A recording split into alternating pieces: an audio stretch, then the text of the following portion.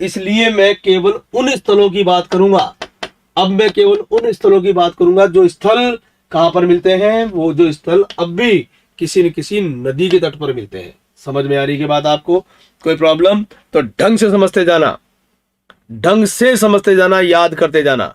सबसे पहली बात,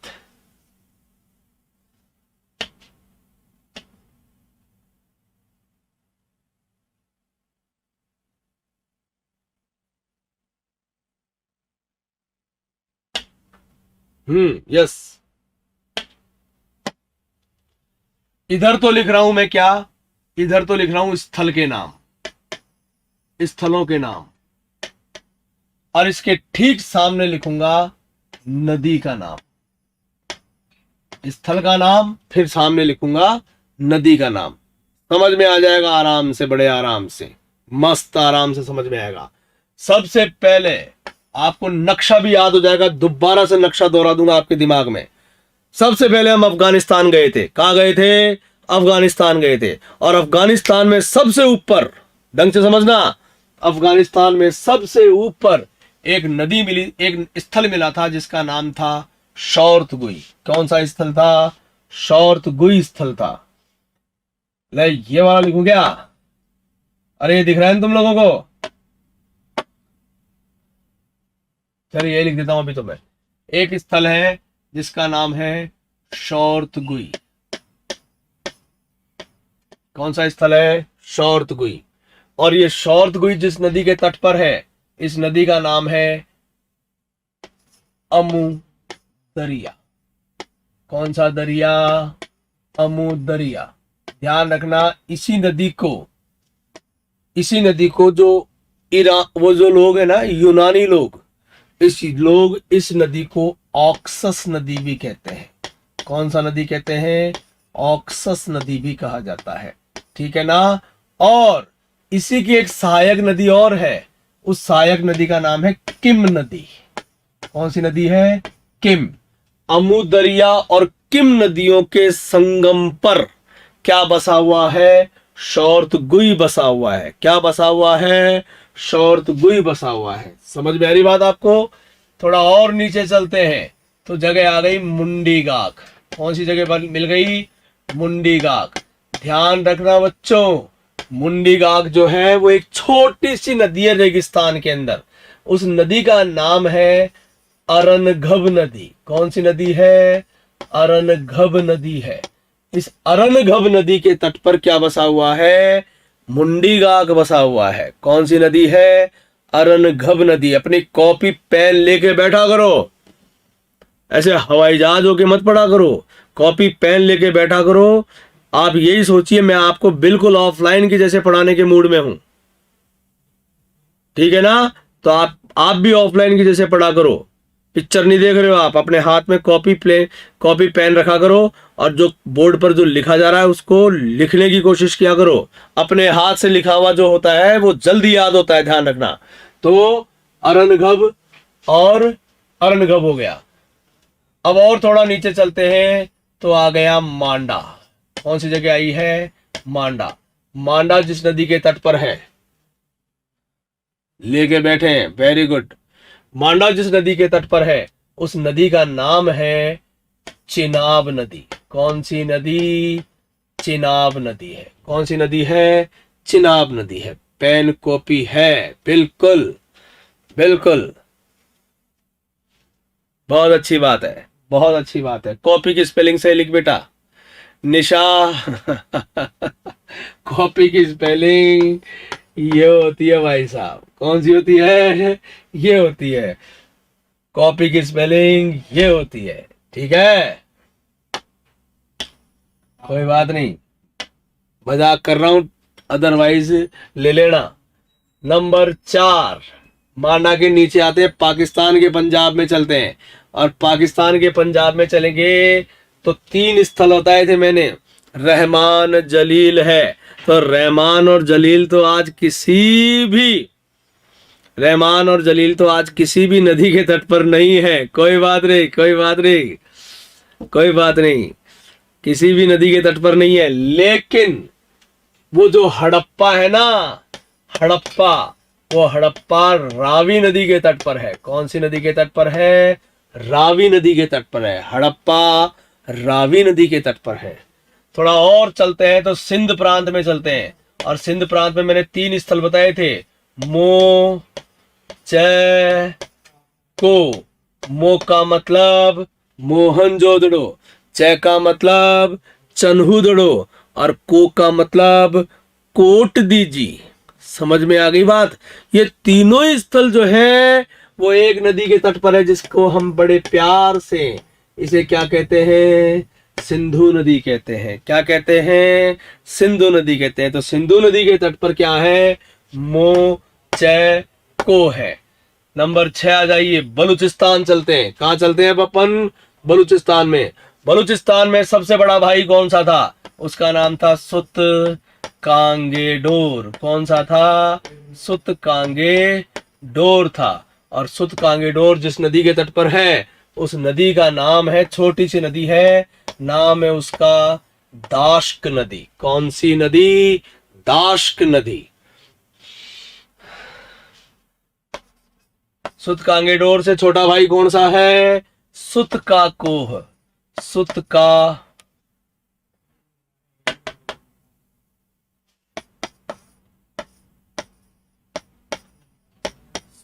कोह। सुतका कोह जिस नदी के तट पर है ना, उस नदी का नाम बड़ा प्यारा है यार।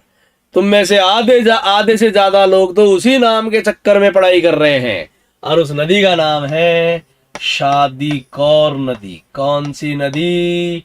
शादी कौर नदी। है कि नहीं?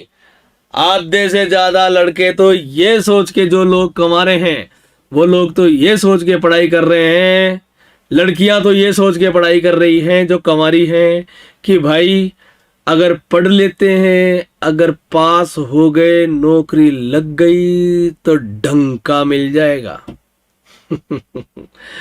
और लड़के ये सोच के पढ़ रहे हैं कि नौकरी लग गई तो बस मिल जाएगी। तो सुतका को और शादी कौर, समझ में आ गया बात? और नीचे चलते हैं तो इसके बगल में एक और जगह है, इसका सबसे छोटा भाई जिसका नाम है बालाकोट। कौन सा कोट? बालाकोट।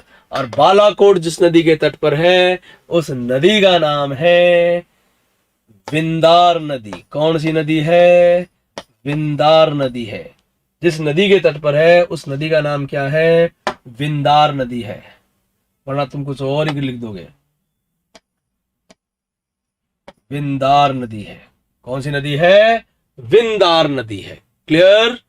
तो नेक्स्ट चलते हैं। ये हो गया पाकिस्तान कंप्लीट। क्या कंप्लीट हो चुका है? पाकिस्तान कंप्लीट हो चुका है। अब आ गए हम भारत में। कहाँ आ गए? भारत में आ गए। और भारत में आते हैं तो सबसे पहले मांडा आ गया, मांडा कंप्लीट हो चुका है। भारत के पंजाब में चलते हैं तो भारत के पंजाब में मैंने बताया था रोपड़, बाड़ार, संघोल। तो संघोल को तो साइड में करो, संघोल को तो साइड में करो। रोपड़ और बाड़ा जो है, रोपड़ और जो बाड़ा है, वो रोपड़ और बाड़ा जिस नदी के तट पर है, उस नदी का नाम है सतलज नदी। कौन सी नदी है? सतलज नदी है। रोपड़ और बाड़ा सतलज नदी के तट पर है। थोड़ा और आगे चलते हैं तो हरियाणा में आ गए। अब ध्यान रखना रे बच्चों, तुम में से कोई हरियाणा का होगा तो उसको बुरा लग सकता है। हरियाणा में कोई नदी नहीं बहती है। हरियाणा में वर्तमान में कोई नदी नहीं बहती है? जैसे राजस्थान में चूरू और बीकानेर में कोई नदी नहीं बहती है ना, ऐसे ही पूरे भारत के अंदर एक पूरा का पूरा प्रांत ऐसा है जहां पर कोई नदी नहीं बहती है। नहरें ही नहरें हैं, नदी नहीं है।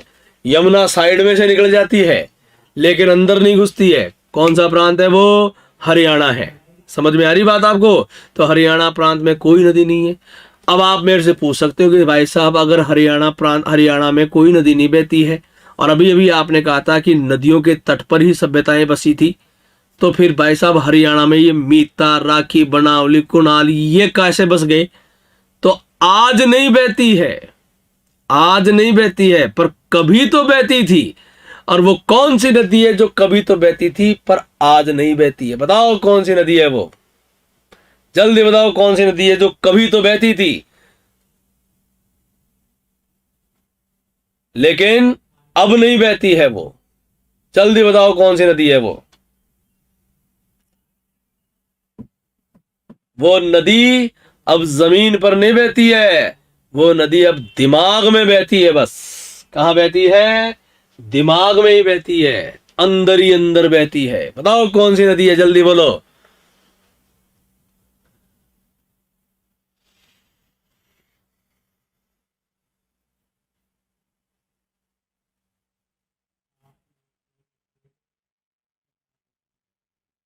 अरे बोलो तो सही, वो कोई छोटी मोटी नदी है क्या? सरस्वती। निशा ने आंसर दिया है, सबसे पहले निशा ने आंसर दिया है और उस नदी का नाम है सरस्वती नदी। तो ध्यान रखना, हरियाणा के जितने भी स्थल हैं, हरियाणा के स्थल जो है वो प्राचीन सरस्वती नदी के तट पर रहे थे। कहाँ रहे थे? सरस्वती नदी के तट पर रहे थे। समझ गए क्या? ये हो गए हरियाणा। अब आ जाओ अपने कहां पर, अपने राजस्थान में आ जाते हैं। 11वें नंबर पे राजस्थान आ गया है और राजस्थान का एक ही तो जगह है यार, नाम है उसका कालीबंगा। कालीबंगा में, कालीबंगा जिस नदी के तट पर है उस नदी का नाम है घग्गर नदी। कौन सी नदी है? घग्गर नदी। समझ गए क्या? घग्गर नदी। इसी के और आगे चलते हैं तो उत्तर प्रदेश आ गया और उत्तर प्रदेश में एक ही तो जगह है, आलमगीरपुर। कौन सा है? आलमगीरपुर है। और आलमगीरपुर जिस नदी के तट पर है वो यमुना की सहायक नदी है यार, और उस नदी का नाम है हिंडन नदी। कौन सी नदी है? हिंडन नदी। यमुना की सहायक नदी है हिंडन नदी। थोड़ा और आगे चलते हैं तो गुजरात में आ जाते हैं। कहाँ गए? गुजरात में। गुजरात में पहले कच्छ के रण में चलते हैं। कौन से रण में चलते हैं? कच्छ के रण में चलते हैं। तो ध्यान रखना, कच्छ के रण में धोला, देशल और सुर। तो देशल और सुर तो किसी भी नदी के तट पर नहीं है, पर जो धोलावीरा है, कौन सा वीरा? धोलावीरा जो है वो धोलावीरा दो नदियों के बीच में है। दो नदियों के बीच में है। एक नदी का तो नाम है मानसर। क्या नाम है? मानसर। और एक नदी का नाम है मानहर। मानसर और मानहर नदियों के बीच में है क्या? धोलावीरा। मानसर और मानहर नदियों के बीच में है। इसके आगे काठियावाड़ में आ गए अब अपन, और काठियावाड़ में एक जगह का नाम बताया था मैंने आपको, नाम था उसका लोथल। और लोथल एक छोटी सी नदी है, उस नदी का नाम है भोगवा नदी। कौन सी नदी है? भोगवा नदी के तट पर है लोथल। कौन सी नदी के तट पर है? भोगवा नदी के तट पर है। ठीक इसी प्रकार एक और जगह है जिसका नाम है भगत राव। कौन सा राव? भगत राव। अब भाई भगत तो किसी पवित्र नदी के तट पर ही बैठेगा ना, और इस एरिया की सबसे पवित्र नदी है नर्मदा नदी। कौन सी नदी? नर्मदा नदी के तट पर है भगत राव। भगत राव जैसा ही एक और स्थल है, उस स्थल का नाम है मालवण। मालवण। और मालवण उसी नदी के तट पर है, बिल्कुल नर्मदा जैसी नदी है। नर्मदा और ताप्ती।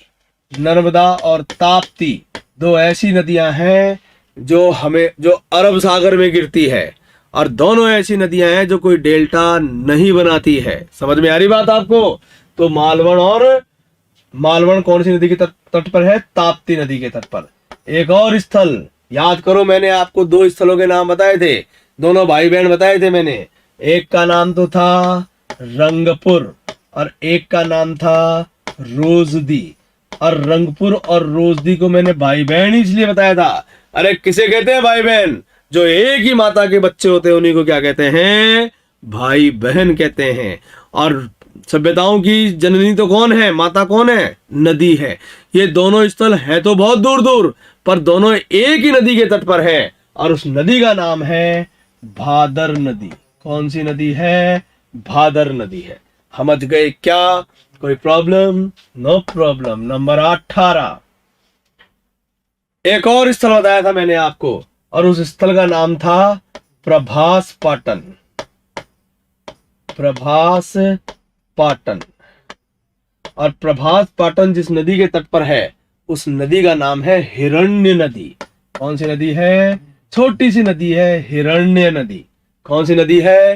हिरण्य नदी।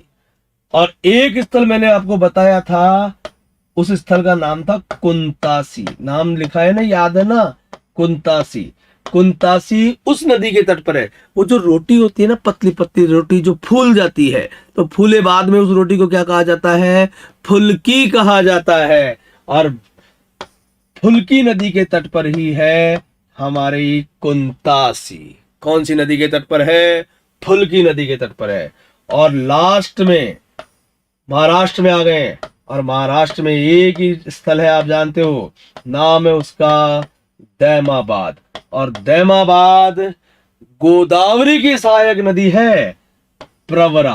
कौन सी नदी है? प्रवरा। ब्रैकेट में जरूर लिख लेना, गोदावरी की सहायक नदी। गोदावरी की सहायक नदी।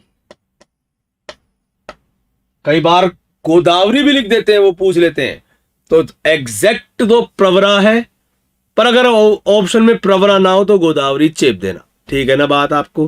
कोई प्रॉब्लम? No problem. ये सारी नदियां हैं, ये सारे स्थल किसी न किसी नदी के तट पर हैं। अब मैं आपको जो मैंने लिखा हुआ है वो बता देता हूं। अच्छा, ये क्या आ गया? ये लो भैया, जो मैंने बताया था वो आ गया है। अभी जो समझा है वो ऐसे के ऐसे आ चुका है। शॉर्ट हुई। ये किम नदी है ना, एक किम नदी को ही कोकचा भी कहते हैं। किम को ही कोकचा भी कहते हैं, ध्यान रखना। ये सब ऐसे के ऐसे मैंने आपको बता दिए हैं। इनको आप आपके पैनल के ऊपर आप आराम से इसे देखिए, कोई टेंशन वाली बात नहीं है। कल मैं आपको पूरी हड़प्पा सभ्यता के पूरी की पूरी हड़प्पा सभ्यता की पीडीएफ अवेलेबल करवा दूंगा। ठीक है? फिर आप आराम से, आपको किसी प्रकार की कोई टेंशन नहीं होगी। आप आराम से नोट्स को सामने रखिए और पढ़ते रहिए आराम से। फिर भी मैं पैनल पे तो डालूंगा ही डालूंगा, तो आपके आराम से तैयारी हो जाएगी। तो बॉस, आज की क्लास मैं यहीं संपन्न करता हूं। 9:45 बज चुके हैं। आज की क्लास यहीं संपन्न होती है। अगली क्लास में हम कल फिर मिलेंगे। तब तक के लिए राम राम, शाम शाम, गुड नाइट, शुभ रात्रि, निशा रात्रि, शुभ निशा। निशा का मतलब रात ही होता है ना। शुभ निशा, शब्बा खैर, जय सिया राम, जय महाकाल। अरे लेना है ना यार क्लास, वो तो तबीयत खराब हो गई थी इसलिए, और तबीयत तो मेरी पहले से ही खराब थी। तुम लोग कह रहे हो कि सर एक ही दिन में तबीयत खराब हो गई। अरे एक दिन में तबीयत खराब नहीं, मेरी पिछले 5 दिन से तबीयत खराब थी, लेकिन चूंकि मैंने हाँ कर दी थी इसलिए मुझे क्लास लेने आना पड़ा था। अदरवाइज मेरी तबीयत सही नहीं थी। तो ठीक है भाई, good night all of you, thank you.